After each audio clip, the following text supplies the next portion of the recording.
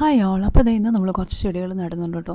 അപ്പോൾ നമ്മുടെ വീട്ടിൽ വരുന്നവരൊക്കെ നമ്മളോട് ചോദിക്കുന്ന ഒരു ചോദ്യമാണ് ഈ ചെടിക്കൊക്കെ എന്ത് വളം ഇടുക എന്നുള്ളത്. ബിക്കോസ് ചില ചെടികളൊക്കെ നമ്മുടെ ഇവിടെ നല്ല ബുഷിയായിട്ടാണ് നിൽക്കുക.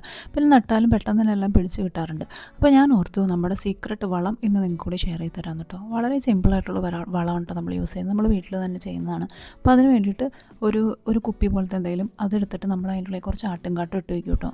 നമ്മുടെ വീട്ടിൽ ആടുണ്ടായിരുന്നു, അപ്പോൾ ആട്ടുംകാട്ടം ഇട്ട് വയ്ക്കും.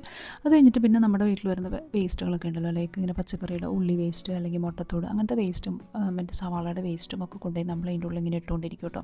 എന്നിട്ട് ഏതെങ്കിലും ചെടി നടുമ്പോൾ അതിൻ്റെ വെള്ളവും പിന്നെ അതിൻ്റെ ഉള്ളിൽ നിന്ന് ആ ഒരു കുറച്ച് സോളിഡായിട്ടുള്ള ഉണ്ടല്ലോ അതൊക്കെയാണ് കേട്ടോ നമ്മൾ ഇട്ട് കൊടുക്കാറ്. അപ്പോൾ അതുകൊണ്ടായിരിക്കും നമ്മുടെ ചെടികളെല്ലാം നന്നായിട്ട് വളർന്നു വരുന്നത് നമ്മൾ വിശ്വസിക്കുന്നു.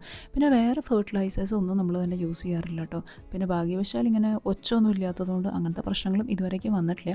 അപ്പോൾ ഇതാണ് കേട്ടോ നമ്മൾ യൂസ് ചെയ്യുന്ന നമ്മുടെ ഹോം മെയ്ഡ് ഫെർട്ടിലൈസർ. അപ്പോൾ എല്ലാവരും ഈ വളമൊക്കെ വന്നപ്പോൾ നമ്മുടെ വീട്ടിൽ പശുവൊക്കെ ഉണ്ടെങ്കിൽ അതൊന്ന് ട്രൈ ചെയ്ത് നോക്കുക. അല്ലെങ്കിൽ നമ്മുടെ വീട്ടിൽ തന്നെ ബാക്കി വരുന്ന വേസ്റ്റൊക്കെ ഉണ്ടല്ലോ, പച്ചക്കറി വേസ്റ്റൊക്കെ, ഡീഗ്രേഡബിൾ ആയിട്ടുള്ള പച്ചക്കറി വേസ്റ്റൊക്കെ ഒരു പാത്രത്തിലിട്ട് വെച്ചിട്ട് അതിൻ്റെ ഉള്ളിൽ ഇച്ചിരി വെള്ളം ഒഴിച്ചിട്ട് അപ്പോൾ തന്നെ ഇരുന്ന് ഇങ്ങനെ പുളിച്ച് ഇങ്ങനെ ഫെർമൻറ്റഡ് ആയിട്ട് കുറച്ച് ദിവസം കഴിയുമ്പോഴത്തേനും നല്ലൊരു വളം പോലെ ആവും കേട്ടോ. അപ്പോൾ എല്ലാവരും ഇങ്ങനെയൊക്കെ ഒന്ന് ട്രൈ ചെയ്ത് നോക്കൂ. ചെടികളൊക്കെ ഇങ്ങനെയൊക്കെ നട്ട് നോക്കൂ, പിടിച്ച് വരുന്നുണ്ടോ കേട്ടോ. ഇനി ഇതുപോലെ തന്നെ നമ്മൾ വേറൊരു വളം കൂടി യൂസ് ചെയ്യാറുണ്ട് കേട്ടോ. അത് നമ്മളിങ്ങനെ കുറച്ച് ദിവസം ഇങ്ങനെ ആക്കി വെച്ചിട്ടാണ് ചെയ്യാറ്.